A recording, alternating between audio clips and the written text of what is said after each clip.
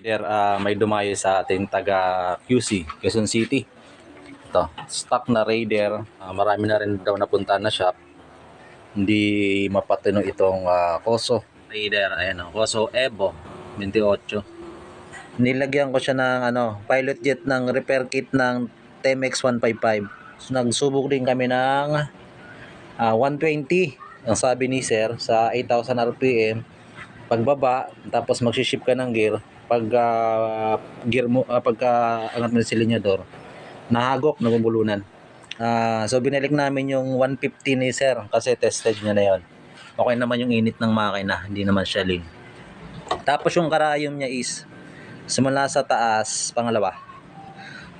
Taga ano to mga ka-raider? Cubao na? Oo, Quezon City. Quezon City. Paano mo sir?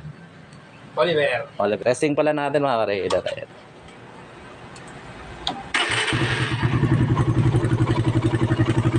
So legit mga ka-raider, yung Koso talaga malaking tumingin ng bearings.